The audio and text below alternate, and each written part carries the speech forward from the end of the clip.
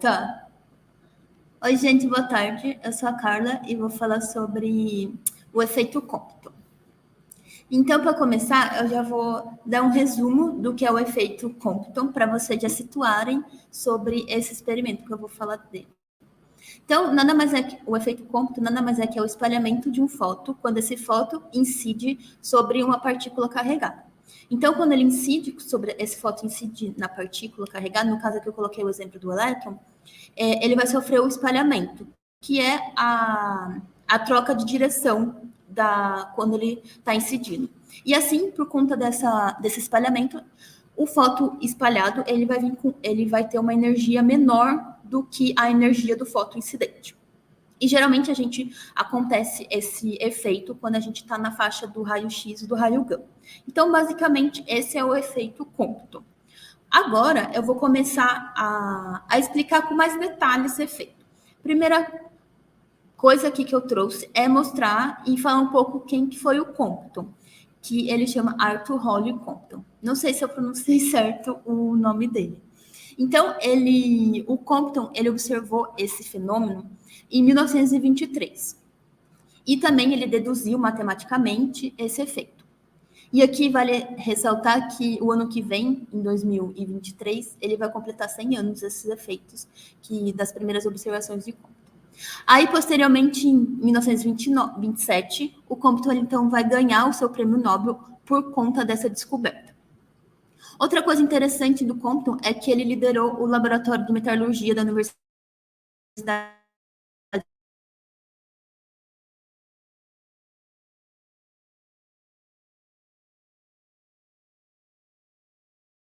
Toro.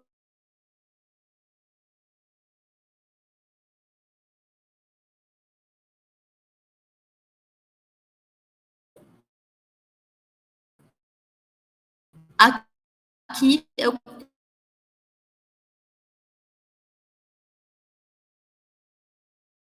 contei um pouco da história do Compton. E agora fez, no caso aqui, ele irradiou um alvo de grafite com uma onda incidente. No caso aqui, uma onda na faixa do raio-x.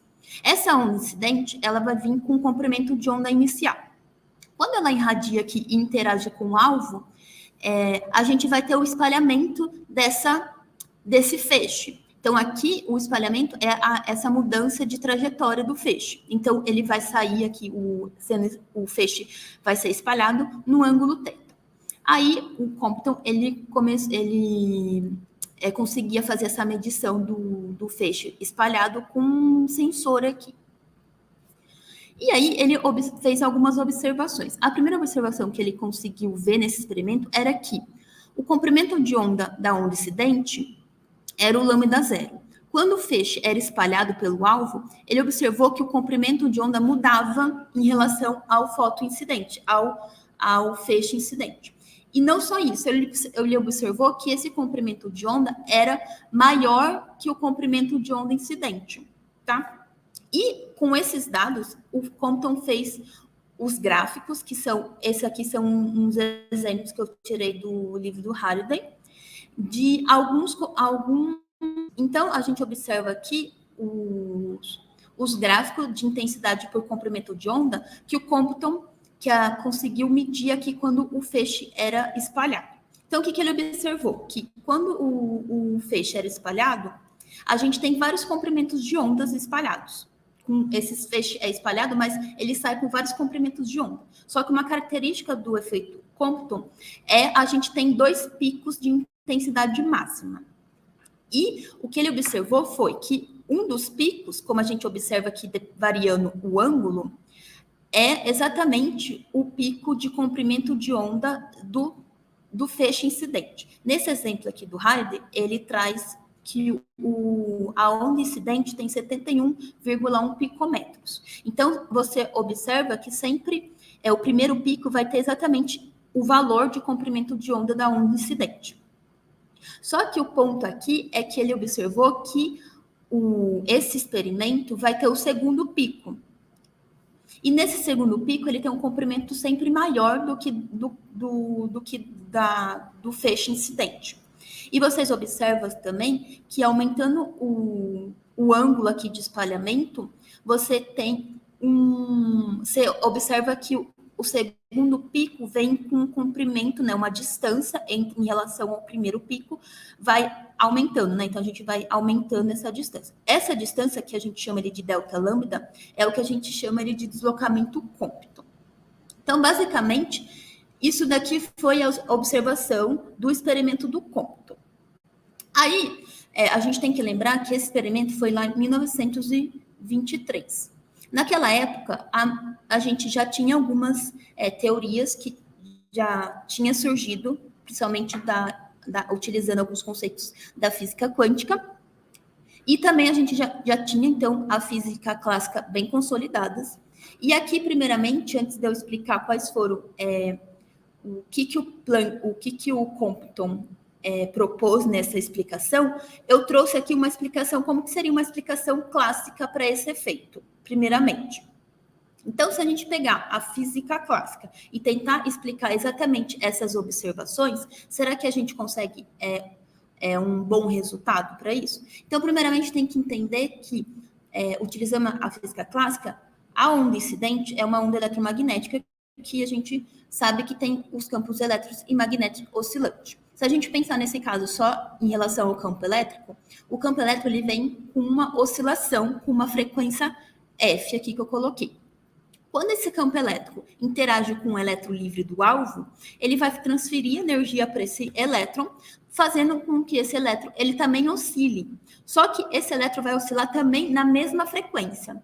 Então, aqui a gente observa que a onda incidente interage com o elétron e ela transfere, além dessa energia, também a mesma frequência de oscilação. Então, o elétron ele vai estar fazendo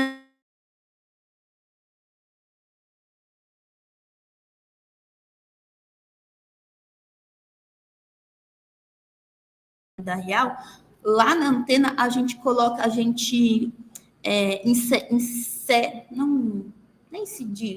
coloca, né? Vamos dizer assim, coloca na antena uma corrente oscilante, que são cargas oscilando. E assim, você tem uma corrente oscilando, você vai transmitir, irradiar a informação, que é o que acontece nas antenas reais. Então, pensando que esse elétron é uma mini antena e ele oscila, nessa oscilação ele consegue irradiar uma nova onda, informação através de onda eletromagnética, só que o ponto aqui que essa irradiação, essa emissão das ondas vai ser na mesma frequência que o elétron está oscilando. E lembra que o elétron está oscilando na mesma frequência que o campo elétrico incidente. Então, você percebe aqui que quando a gente utilizando a física clássica, a gente tem que a onda incidente tem uma frequência exatamente igual da onda espalhada. Só que você voltar aqui no experimento que o Compton estava observando, né?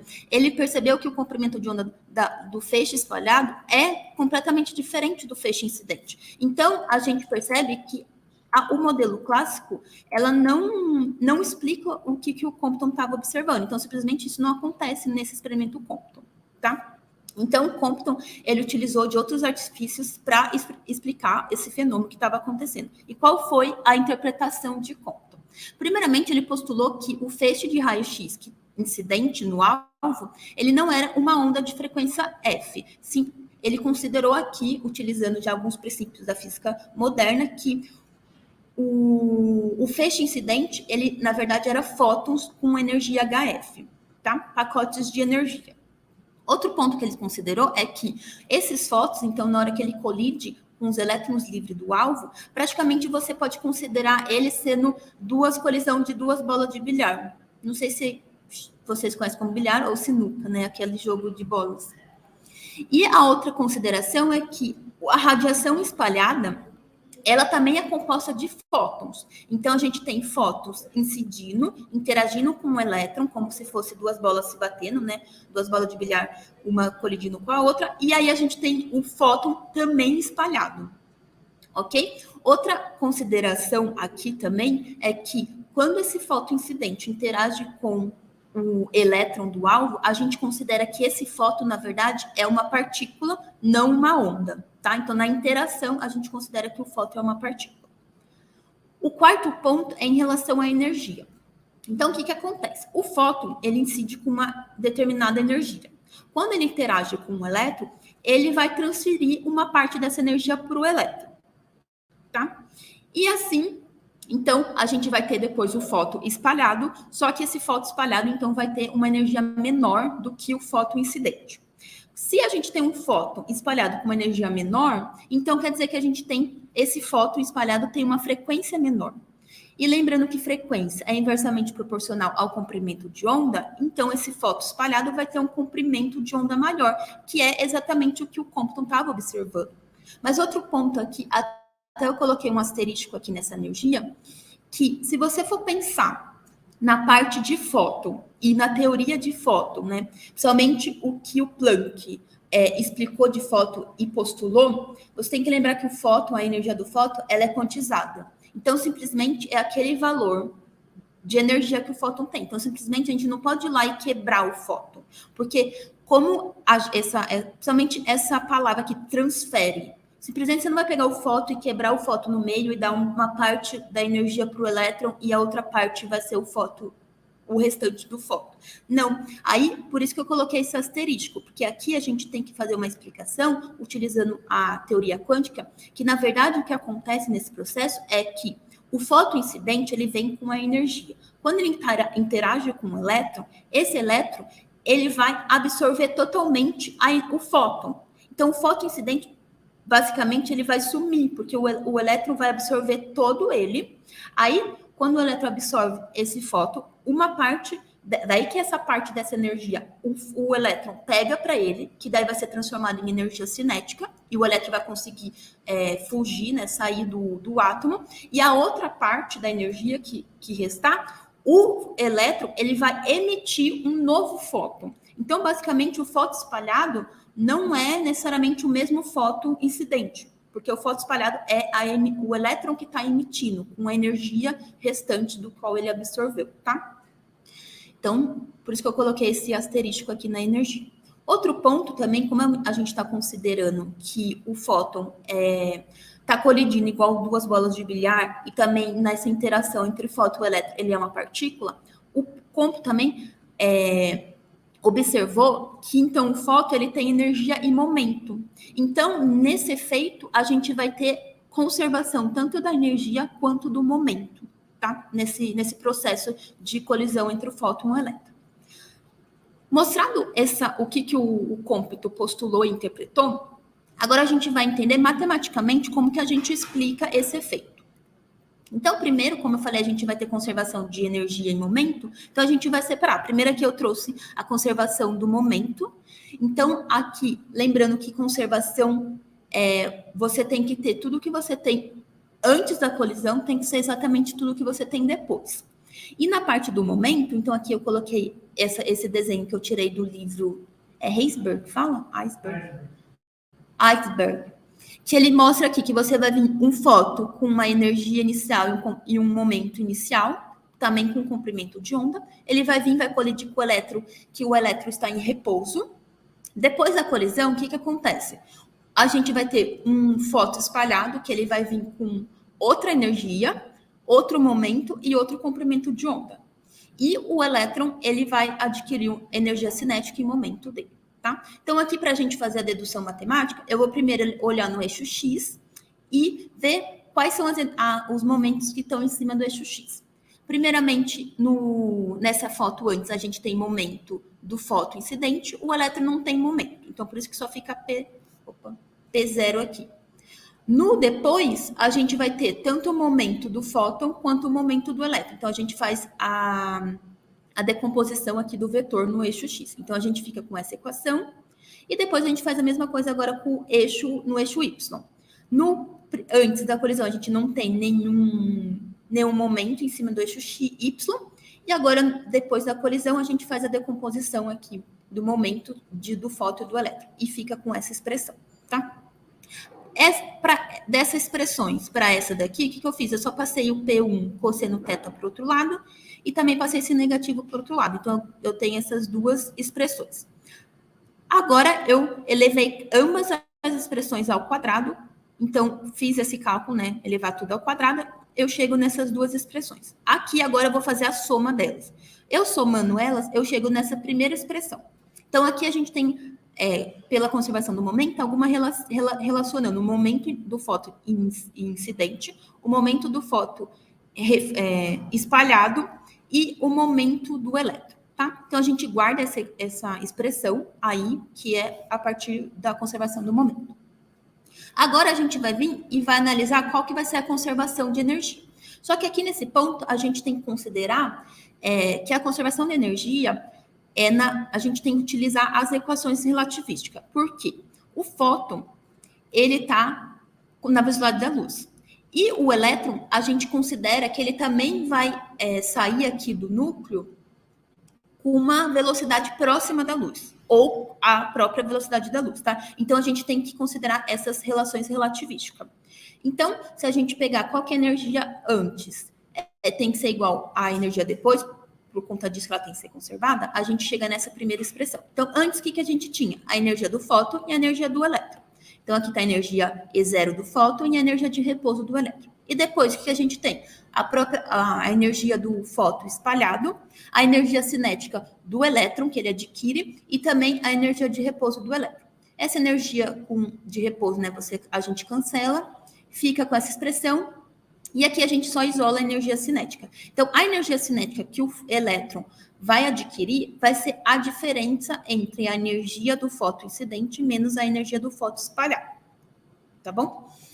Aí, também, utilizando a energia relativística, a gente tem uma relação da energia do fóton, que ela é dada pelo momento vezes o comprimento, não, a velocidade da luz. Então, a gente substitui esse TC aqui, tanto no fóton incidente e no fóton espalhado, nessa expressão, coloca o C em evidência, então a gente chega nessa segunda expressão, que a gente tem aqui, então, a energia cinética do elétron, na qual, quando o fóton incidente interage com ele, tá?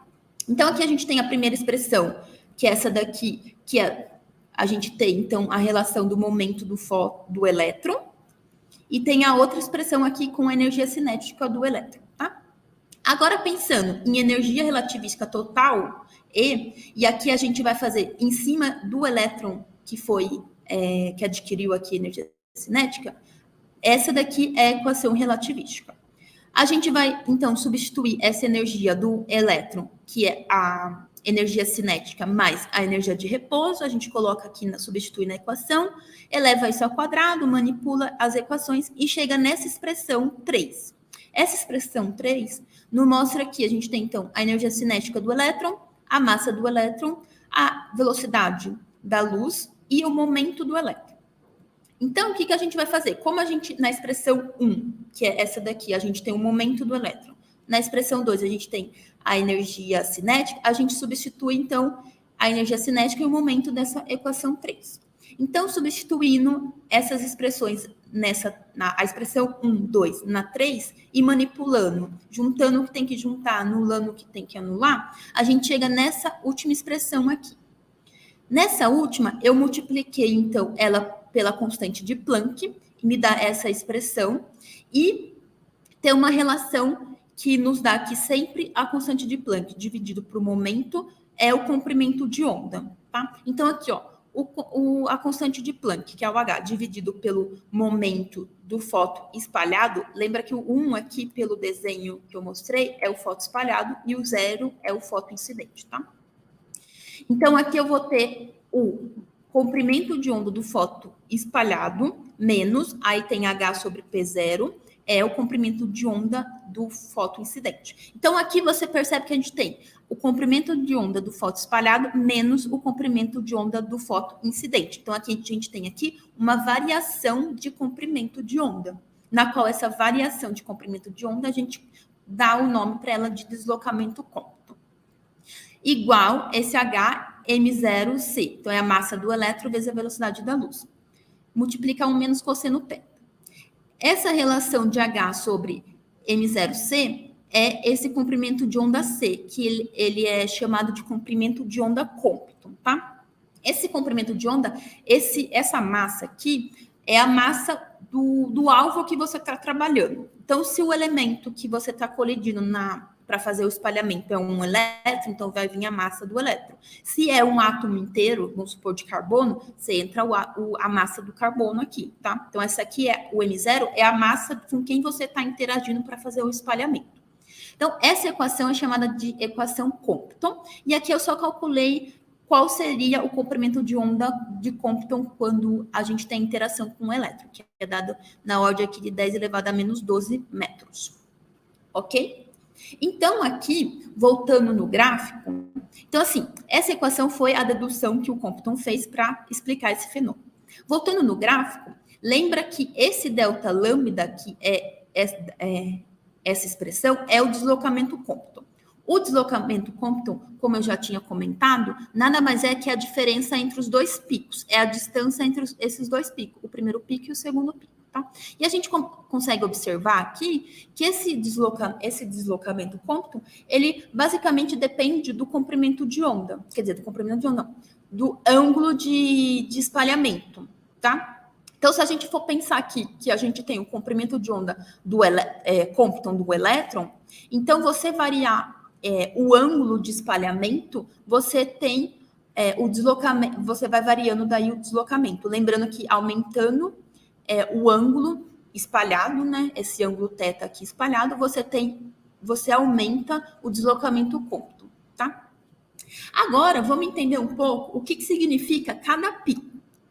Como nessa explicação que eu dei, o segundo pico, que é esse pico que tem o comprimento de onda maior, ele vem por causa da interação do fóton com o elétron livre do alvo, tá? Então, esse segundo pico é em relação a essa interação entre o fóton e o elétron livre. Só que o primeiro pico, que é exatamente esse pico que está em cima, que é exatamente ele vem com o mesmo comprimento de onda do fóton incidente, ele não é associado à interação do fóton com o elétron livre do alvo, mas sim esse pico vem da interação do fóton com os elétrons firmemente presos no núcleo de carbono, no caso aqui o Compton usou o alvo sendo um carbono, né? Então, o primeiro pico, ele vem com a interação do fóton, o fóton incidente com os elétrons firmemente ligados ao núcleo. Mas aqui a gente pode considerar que é o fóton interagindo com o carbono como um todo, como o átomo inteiro de carbono, tá?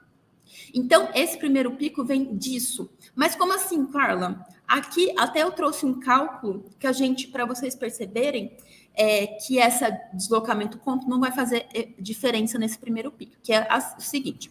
Se a gente querer calcular o deslocamento Compton, aqui utilizando essa equação, para o átomo inteiro de carbono, então lembra que aqui, ó, esse M, como eu expliquei, você entra a massa com o qual o fóton está interagindo. Então, se a gente está considerando o átomo inteiro de carbono, então entra a massa do carbono aqui. Colocando aqui, fazendo o cálculo, a gente percebe que o deslocamento Compton do carbono, do átomo inteiro de carbono, ele é 22.000 vezes menor que o deslocamento de Compton do elétron livre. Então, aqui a gente percebe que é um valor, tipo assim, o do elétron é pequeno. O do alvo do carbono é 22.000 vezes menor que isso. Então, a gente percebe que essa distância, né, esse deslocamento Compton do átomo de carbono é tão insignificante que não faz nenhum efeito. Então, basicamente, quando o fóton colide com o átomo de carbono, basicamente ele não espalha, porque é tão pequeno que não tem assim, a gente pode considerar que não tem um espalhamento em si, tá? Então, a onda incidente, que vem com o comprimento de onda da onda incidente, basicamente vai ter o mesmo comprimento de onda, a onda refletida, espalhada, quer dizer. Então, por isso que a gente tem esse primeiro pico aqui. Por conta disso, porque é tão significante esse deslocamento do átomo de carbono que a gente não tem, não leva em relação a esse deslocamento, que é pequenininho, tá? Então, o comprimento de onda do fóton incidente é igual ao comprimento de onda do fóton, quer dizer, o comprimento de onda do fóton espalhado é igual do comprimento de onda do fóton incidente, tá? Então, esses dois picos vêm por causa disso. Aí, aqui, basicamente, o conceito do efeito Compton é basicamente isso. É isso, os gráficos são isso daqui que a gente observa. A equação é essa que a gente leva em relação. Só que aqui tem um detalhe um pouco... uma nuance, vamos dizer assim. Porque o efeito Compton, ele pode ser confundido com o efeito não, o efeito Compton, que também pode ser chamado como espalhamento Compton, pode ser confundido às vezes com o espalhamento Thomson. E os dois, ele acontece depender a faixa de frequência da onda eletromagnética que você está trabalhando. Só explicando rapidamente o espalhamento Thomson, ele acontece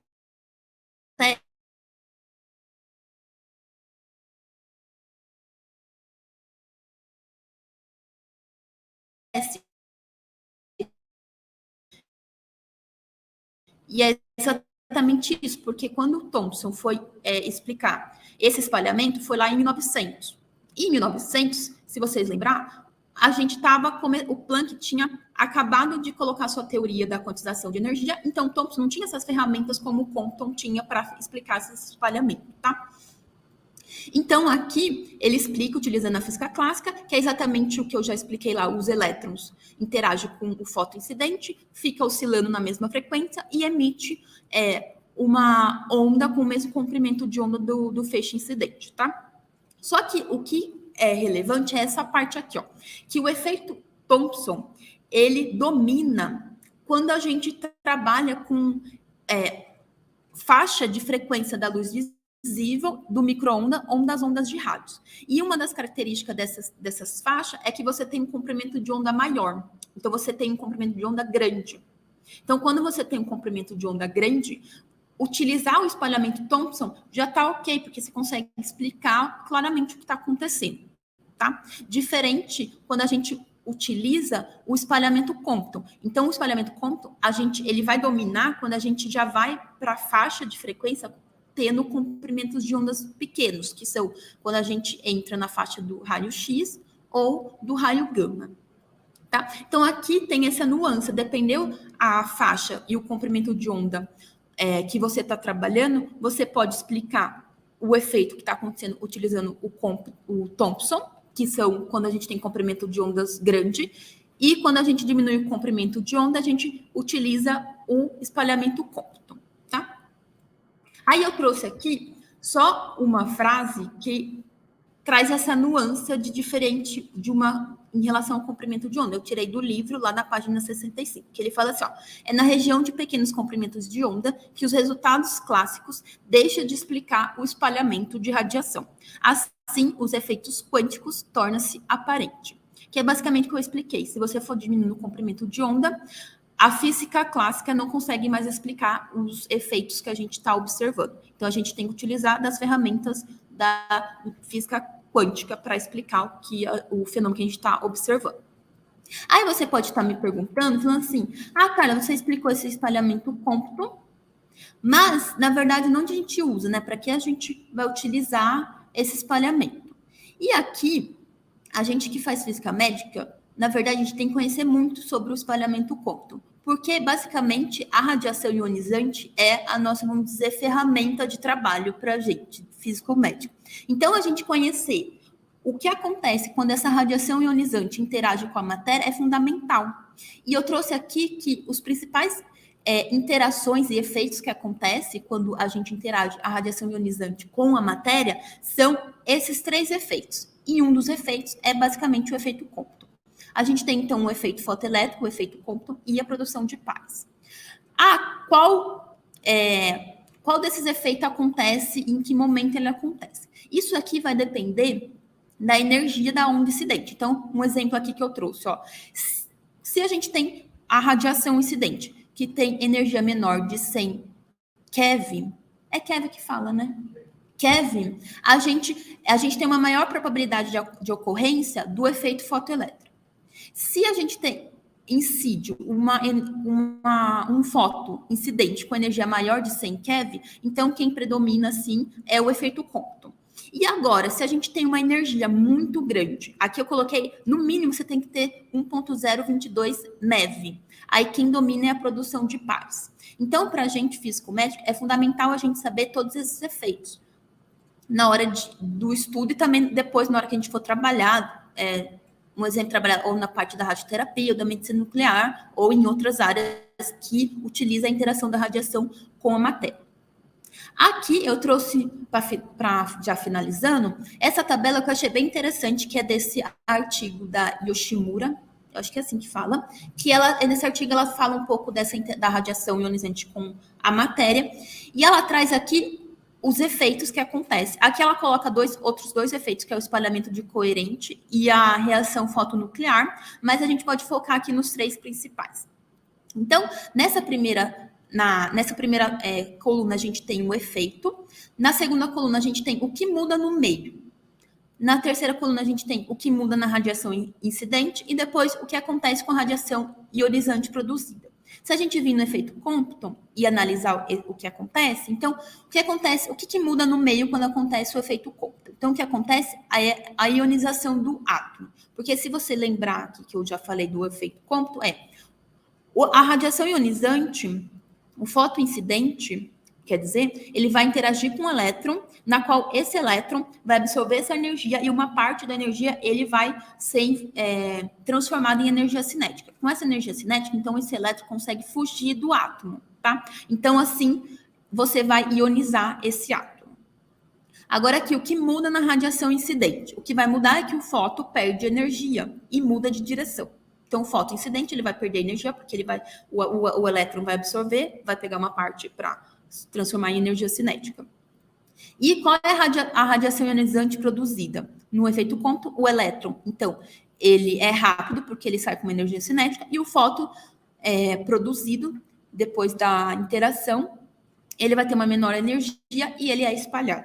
Então, eu achei bem interessante essa tabelinha, que dá para você enxergar o que acontece em cada parte assim do processo. E por último, para fechar, eu trago essa imagem que basicamente também coloca assim quando ocorre cada efeito em relação ao número atômico. Então, se a gente for observar aqui que o efeito Compton, que é esse efeito que eu trouxe, basicamente, quando ele está aqui na faixa de 1 MeV, um pouco abaixo, um pouco maior, basicamente todos os átomos, porque o número atômico aqui de todos os átomos tem uma maior probabilidade de acontecer o efeito Compton. Se a gente diminuir a energia, lembrando aqui que é do fotoincidente, essas energias, tá? Você diminui a energia do fotoincidente e aumenta, então a gente está trabalhando com átomos com um número atômico maior, quem predomina é o efeito fotoelétrico. E se você aumenta a energia e trabalha com átomos que têm um número atômico maior, aí quem domina é a produção de pares, tá? Então, aqui a gente observa que depender o número atômico do átomo e a sua energia, ele ocorre um tipo de efeito, quando essa radiação interage com a matéria. E, para terminar, a gente observa também que, para átomos que têm um número atômico muito pequenininho, basicamente o efeito Compton é o dominante basicamente para toda a energia, para toda a faixa de energia aqui desse gráfico, tá? Então, basicamente, é isso que eu trouxe. Essas aqui são as minhas bibliografias que eu utilizei. Muito obrigada.